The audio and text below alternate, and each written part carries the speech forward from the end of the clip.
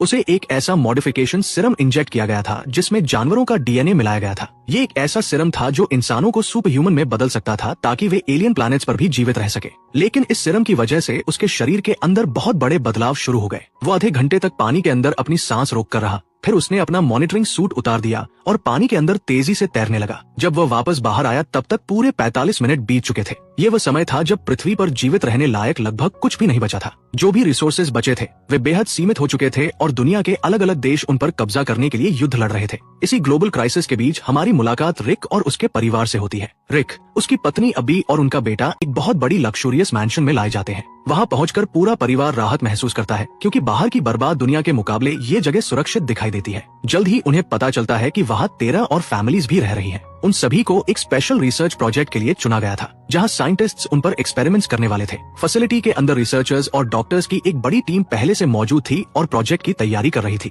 अगली सुबह प्रोजेक्ट का हेड प्रोफेसर सबको संबोधित करता है। वह बताता है कि अगले 10 सालों के अंदर अर्थ पूरी तरह अनइनहैबिटेबल हो जाएगी। वहाँ कुछ भी उपयोगी नहीं बचेगा और इंसान जीवित नहीं रह पाएंगे। उसके अनुसार ह्यूमैनिटी की आखिरी उम्मीद टाइटन है, जो सैटर्न का एक विशाल मून है। माना जाता है कि अर्थ के खत्म होने के बाद इंसान वहीं अपनी सिविलाइजेशन को जारी रख सकते हैं। लेकिन टाइटन साधारण इंसानों के लिए बेहद खतरनाक जगह है। वहाँ लगातार मीथेन की बारिश होती रहती है। एटमॉस्फेयर नाइट्रोजन गैस से भरा हुआ है और तापमान इतना ठंडा है कि सामान्य इंसान वहाँ एक पल भी जीवित नहीं रह सकता। इसी वजह से साइंटिस्ट्स ने इंसानों के शरीर को ही बदलने का फैसला किया ताकि वे टाइटन के एनवायरनमेंट में सर्वाइव कर सके। यही कारण था कि इन फैमिलीज को चुना गया था। प्रोफेसर बताता है कि इन पार्टिसिपेंट्स को 5000 से ज्यादा वॉलंटियर्स में से चुना गया है। रिक उन्हीं सिलेक्टेड लोगों में से एक था। वो गर्व से कहता है कि उसने और उसके परिवार ने ह्यूमैनिटी के फ्यूचर को बचाने के लिए इस प्रोजेक्ट में खुद हिस्सा लिया है। इसके बाद एक डॉक्टर रिक को दूसरे कमरे में ले जाता है और उसे एक स्पेशल इंजेक्शन दिया जाता है। डॉक्टर्स उसे बताते हैं कि अगले 1 हफ्ते तक उसे कई और इंजेक्शंस दिए जाएंगे जो धीरे धीरे उसके शरीर को बदल देंगे। इन इंजेक्शंस का उद्देश्य उसके शरीर को ऑक्सीजन की बजाय नाइट्रोजन पर ज्यादा निर्भर बनाना था ताकि वो टाइटन पर सर्वाइव कर सके। बाद में घर पर एक गैदरिंग के दौरान अबी ज्यादा अल्कोहल पी लेती है और उसकी तबीयत खराब हो जाती है। जब रिक उसकी मदद कर रहा होता है तब अबी महसूस करती है कि रिक के शरीर का तापमान बहुत ज्यादा बढ़ चुका है। उसका बुखार असामान्य और डरावना था। कुछ दिनों बाद सभी फैमिलीज को एक बड़े स्विमिंग पूल के पास इकट्ठा किया जाता है। साइंटिस्ट्स ये देखना चाहते थे कि कौन सबसे ज्यादा देर तक बिना सांस लिए पानी के अंदर रह सकता है। एक एक करके सभी लोग पानी से बाहर आने लगते हैं क्योंकि वे ज्यादा देर तक सांस नहीं रोक पाते। लेकिन रिक और एक दूसरी लड़की बेहद लंबे समय तक पानी के अंदर बने रहते हैं। 40 मिनट बीत जाते हैं और आखिरकार वो लड़की सांस के लिए तड़पने लगती है, इसलिए उसे बाहर आना पड़ता है। लेकिन रिक अभी भी पानी के अंदर रहता है। बाहर खड़े साइंटिस्ट्स उसकी हार्ट बीट को ध्यान से मॉनिटर कर रहे थे। उसकी हार्ट बीट धीरे धीरे कम होने लगती है। सभी लोग डर जाते हैं क्योंकि ऐसा लग रहा था कि वो किसी भी पल मर सकता है। लेकिन सिचुएशन क्रिटिकल होने से पहले ही रिक खुद पानी से बाहर आ जाता है। वहाँ मौजूद सभी लोग तालियां बजाने लगते हैं क्योंकि उसने सबसे ज्यादा देर तक पानी के अंदर सर्वाइव किया था। कुछ और दिनों बाद रिक को सर्जरी के लिए ले जाया जाता है। ऑपरेशन काफी गंभीर दिखाई देता है। सर्जरी के बाद उसे रिकवरी के लिए उसके कमरे में वापस भेज दिया जाता है। लेकिन रात के दौरान अबी उठती है और देखती है कि रिक अपने बेड पर नहीं है। वो उसे ढूंढते हुए किचन तक पहुंचती है जहां रिक अपने शरीर पर बर्फ लगा रहा होता है। रिक बताता है कि उसके शरीर में इतनी ज्यादा गर्मी महसूस हो रही है कि बर्फ का भी उस पर कोई असर नहीं हो रहा। अबी तुरंत उसके लिए और बर्फ लाती है, लेकिन रिक कहता है कि अब उसे ठंड महसूस ही नहीं होती। उसी पल साफ हो जाता है कि एक्सपेरिमेंट्स उसके शरीर को बिल्कुल वैसे ही बदल रहे हैं जैसा साइंटिस्ट चाहते थे। क्योंकि टाइटन बेहद ठंडी जगह है, इसलिए उन्हें ऐसे शरीर चाहिए थे जिन पर एक्सट्रीम टेम्परेचर का असर न हो। लेकिन इन बदलावों के बाद भी एक बड़ी समस्या बाकी थी। टाइटन का मीथेन गैस और नाइट्रोजन से भरा एटमॉस्फेयर। पार्टिसिपेंट्स को तैयार करने के लिए साइंटिस्ट्स उन्हें एक और खतरनाक एक्सपेरिमेंट से गुजारते हैं। उन्हें मीथेन मिक्स्ड पानी में डाला जाता है और स्पेशल मास्क पहनाए जाते हैं जो ऑक्सीजन कम करके नाइट्रोजन एक्सपोजर बढ़ाते हैं। उन मास्क को पहनकर उनसे भारी एक्सरसाइज और रनिंग भी करवाई जाती है। साइंटिस्ट्स असल में उनके शरीर को टाइटन की जिंदगी के लिए ट्रेन कर रहे थे। दिन गुजरते रहते हैं और एक्सपेरिमेंट्स और भी ब्रूटल होते जाते हैं। फिर एक सुबह बाथरूम में खड़े रिक को कुछ डरावना दिखाई देता है। उसके बाल तेजी से झड़ने लगते हैं। प्रोग्राम में शामिल एक और यंग पार्टिसिपेंट के साथ भी यही हो रहा था। अब सभी लोग समझने लगते हैं कि ये भयानक फिजिकल चेंजेस उन्हीं इंजेक्शंस और एक्सपेरिमेंट्स के साइड इफेक्ट्स हैं। कुछ समय बाद फैसिलिटी में एक ट्रेजेडी हो जाती है जब प्रोजेक्ट में शामिल एक लड़की अचानक मर जाती है। उसकी मौत से सभी फैमिली शॉक में आ जाती है। डर तेजी से फैलने लगता है क्योंकि सभी को वही ट्रीटमेंट और मेडिसिन दी जा रही थी। उन्हें एहसास होने लगता है कि उनकी जान भी खतरे में हो सकती है। उस रात सभी पार्टिसिपेंट्स रिक के घर में इकट्ठा होकर इस सिचुएशन पर चर्चा करते हैं। डर और पैरानोया की वजह से माहौल बहुत तनावपूर्ण हो जाता है। बातचीत के दौरान रिक का एक दोस्त अचानक गुस्से में अपना नियंत्रण खो देता है और अपनी पत्नी पर हिंसक हमला कर देता है। अब साफ हो जाता है कि एक्सपेरिमेंट सिर्फ उनके शरीर को ही नहीं बल्कि उनके दिमाग और इमोशंस को भी नुकसान पहुंचा रहे हैं। ये देखकर हर कोई डर जाता है। अगली सुबह एक डॉक्टर रिक के घर आता है ताकि सबको शांत कर सके। वह दावा करता है कि जो लड़की मरी थी वो प्रोजेक्ट में आने से पहले ही किसी बीमारी से पीड़ित थी। उसके अनुसार एक्सपेरिमेंट्स उसकी मौत के जिम्मेदार नहीं थे, लेकिन रिक अब साइंटिस्ट्स पर भरोसा नहीं करता। उसे अंदर ही अंदर महसूस हो रहा था कि इस प्रोजेक्ट में कुछ बहुत गलत हो रहा है। उसी रात रिक अचानक जोर जोर से उल्टियां करने लगता है, लेकिन सबसे डरावनी बात तब होती है जब उसकी उल्टी के साथ खून निकलने लगता है। इससे साबित हो जाता है कि उसके शरीर के अंदर जो कुछ हो रहा है वो किसी की कल्पना से कहीं ज्यादा खतरनाक है। रिक को खून की उल्टी करते देखकर अब्बी बेहद परेशान हो जाती है, क्योंकि अब्बी खुद भी एक डॉक्टर थी। इसलिए वो सीक्रेटली रिक के ब्लड सैंपल को लेकर जांच करने का फैसला करती है ताकि सच्चाई पता चल सके।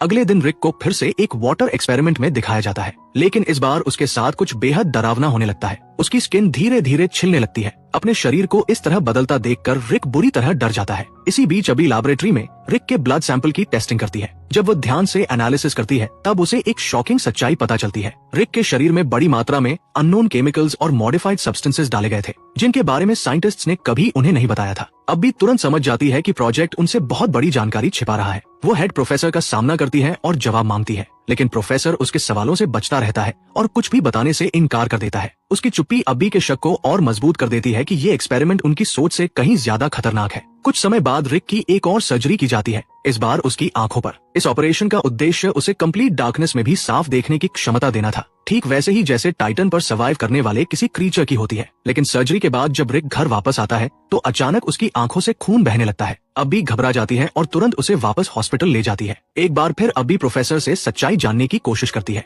वह डेस्परेटली यह समझना चाहती थी कि आखिर उसके पति के साथ हो क्या रहा है, लेकिन अब्बी के सवालों का जवाब देने के बजाय प्रोफेसर उसे नजरअंदाज करके वहाँ से चला जाता है। बाद में जब अब्बी घर वापस लौटती है तब उसकी मुलाकात उसी पार्टिसिपेंट से होती है जिसने पहले वायलेंट बिहेवियर दिखाया था, लेकिन अब उसकी हालत पहले से कहीं ज्यादा खराब हो चुकी थी। एक्सपेरिमेंट्स ने उसकी मेंटल स्टेबिलिटी को पूरी तरह नष्ट कर दिया था। गुस्से के एक बेकाबू दौरे में वो अपनी ही पत्नी की हत्या कर देता है। इसके तुरंत बाद मिलिट्री पर्सनल वहाँ पहुँचते हैं और उसे पकड़कर अपने साथ ले जाते हैं। ये सब देखने के बाद अब्बी पूरी तरह यकीन कर लेती है कि साइंटिस्ट्स पार्टिसिपेंट से काउंटलेस सीक्रेट्स छिपा रहे हैं। सच जानने के लिए वो सीक्रेटली रिक का एक्सेस कार्ड चुरा लेती है और उस रिस्ट्रिक्टेड सेक्शन में प्रवेश करती है जहाँ कॉन्फिडेंशियल रिसर्च फाइल्स रखी हुई थी। जब वो फाइल्स को सर्च करती है तब उसे बेहद डरावने सबूत मिलते हैं। जिस लड़की के बारे में कहा गया था कि उसकी मौत किसी पुरानी बीमारी की वजह से हुई थी, वो असल में एक्सपेरिमेंट्स की वजह से मरी थी। साइंटिस्ट्स ने पैनिक रोकने के लिए सभी से झूठ बोला था। उसी दौरान अब्बी प्रोफेसर को नासा ऑफिशियल्स के साथ बात करते हुए सुन लेती है। उस बातचीत से पता चलता है कि अथॉरिटीज इंसानों पर किए जा रहे इलीगल एक्सपेरिमेंट्स से बेहद गुस्से में प्रोफेसर पर एथिकल बाउंड्रीज पार करने और इन ह्यूमन प्रोसीजर्स करने का आरोप लगाया जाता है। उसे चेतावनी दी जाती है कि सब कुछ तुरंत बंद कर दिया जाए, क्योंकि उनके खिलाफ लीगल केस फाइल किया जा चुका है।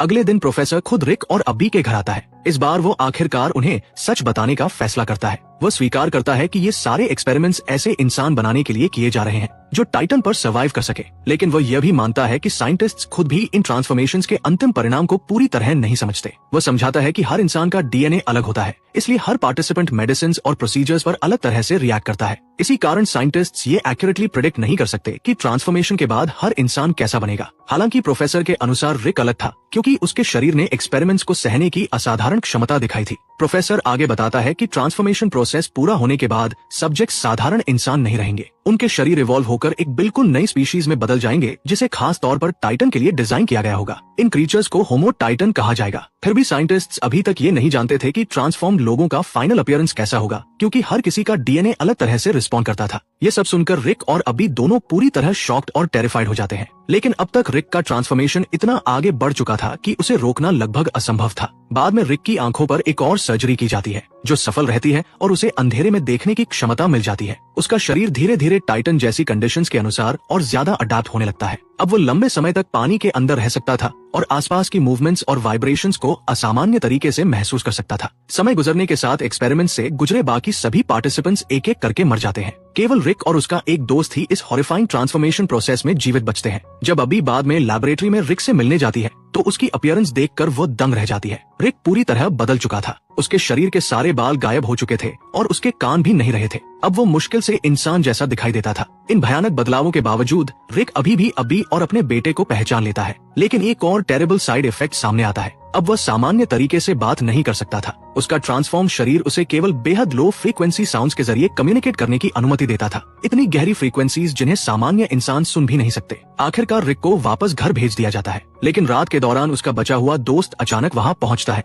और उसके हाथों पर खून लगा होता है। एक्सपेरिमेंट्स ने उसका दिमाग पूरी तरह नष्ट कर दिया था। बेकाबू गुस्से में वह अपनी पत्नी की भी हत्या कर देता है। जब मिलिट्री को इस घटना के बारे में पता चलता है तो सोल्जर्स तुरंत रिक और उसके दोस्त को पकड़ने पहुंच जाते हैं, क्योंकि अब वे उन्हें डेंजरस क्रीचर्स मानने लगे थे। कॉन्फ्रंटेशन के दौरान मिलिट्री रिक के दोस्त को मार देती है, लेकिन रिक की नई पावर्स और फिजिकल स्ट्रेंथ इंसानों से कहीं ज्यादा बढ़ चुकी थी। वह उस पर हमला करने वाले सोल्जर्स को बेरहमी से मार देता है और खुद को बचाने के लिए फैसिलिटी से भाग निकलता है। अब्बी रिक के पीछे जाती है और इतना सब बदल जाने के बाद भी रिक उससे बेहद प्यार करता था। जब वो अब्बी का हाथ पकड़ता है तभी उसकी एक नई शक्ति सामने आती है। रिक सीधे अब्बी के दिमाग से उसके विचार पढ़ने लगता है। ट्रांसफॉर्मेशन ने उसे टेलीपैथिक एबिलिटीज भी दे दी थी। उसी समय उनके ऊपर एक मिलिट्री हेलीकॉप्टर आ जाता है। अब्बी रिक को पीसफुली सरेंडर करने के लिए मनाती है और क्योंकि रिक अब भी उस पर भरोसा करता था वो मान जाता है। इसके बाद रिक को फिर से लैबोरेटरी में ले जाया जाता है। लैब के अंदर प्रोफेसर अब्बी से कहता है कि उसे रिक को एक स्पेशल सीरम इंजेक्ट करना होगा। प्रोफेसर के अनुसार यह इंजेक्शन रिक की पुरानी ह्यूमन लाइफ की सारी मेमोरीज मिटा देगा। वह दावा करता है कि यह जरूरी है क्योंकि रिक को हमेशा के लिए टाइटन भेजा जाने वाला है।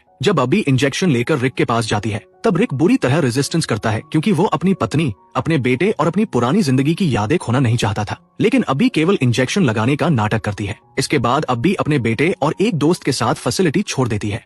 उनके जाने के थोड़ी देर बाद रिक अचानक लैब के अंदर सोल्जर्स पर हमला कर देता है और उन्हें मारते हुए एक बार फिर वहां से भाग निकलता है। तभी यह रिवील होता है कि अब्बी ने असल में रिक को सीरम इंजेक्ट ही नहीं किया था। उसने जानबूझकर उसकी मेमोरीज बचा ली थी, क्योंकि वो नहीं चाहती थी कि रिक उन लोगों को भूल जाए जिन्हें वो प्यार करता था। रिक वापस घर लौटता है और अब्बी और अपने बेटे से दोबारा मिलकर इमोशनल हो जाता है। कुछ पलों के लिए ऐसा लगता है जैसे वे आखिरकार शांति से साथ रह पाएंगे। लेकिन जल्द ही मिलिट्री फोर्सेस फिर से घर पहुंच जाती है और इस बार उनके साथ प्रोफेसर भी होता है। वे बताते हैं कि रिक अब अर्थ पर सर्वाइव नहीं कर सकता, क्योंकि उसका शरीर पूरी तरह इंसानों से अलग किसी नई चीज में बदल चुका है। अगर उसे जिंदा रहना है तो अब टाइटन ही उसकी असली जगह है। अब्बी इस पेनफुल ट्रूथ को समझ जाती है। चाहे यह कितना भी हार्ट ब्रेकिंग क्यों न हो, रिक अब अर्थ पर नहीं रह सकता था। आंखों में आंसू लिए अब्बी उससे कहती है कि शायद अब उसके जाने का समय आ गया है। इसके बाद रिक को टाइटन भेज दिया जाता है। कुछ समय बाद कहानी दिखाती है कि अब्बी और उसकी दोस्त ने लैबोरेटरी का कंट्रोल संभाल लिया है और रिसर्च को खुद जारी रखा है। अब वे एक्सपेरिमेंट्स को बेहतर बनाने पर काम कर रही थी, ताकि एक दिन ह्यूमैनिटी सुरक्षित तरीके से टाइटन पर सर्वाइव कर सके। एक शांत रात अब्बी का बेटा बाहर खेल रहा होता है, तभी वो अपनी माँ को आवाज देता है। वह आसमान की तरफ इशारा करके कहता है कि आज मौसम कितना साफ और खूबसूरत दिखाई दे रहा है। उसी पल फिल्म टाइटन की तरफ कट करती है, जो अंतरिक्ष में बहुत दूर मौजूद था। वहाँ रिक को उस अजीब एलियन वर्ल्ड पर पूरी तरह अकेला खड़ा दिखाया जाता है। कुछ समय बाद वह एक विशाल लेक के ऊपर स्मूथली ग्लाइड और फ्लाई करने लगता है। अब वह अपने नए एनवायरनमेंट में पूरी तरह अडैप्ट हो चुका था। रिक आखिरकार टाइटन का एक सच्चा क्रीचर बन चुका था। वो अब इंसान नहीं रहा था, लेकिन उसने इस अजनबी नई दुनिया में जीना और सर्वाइव करना सीख लिया था। और इसी इमोशनल एंडिंग के साथ कहानी खत्म हो जाती है।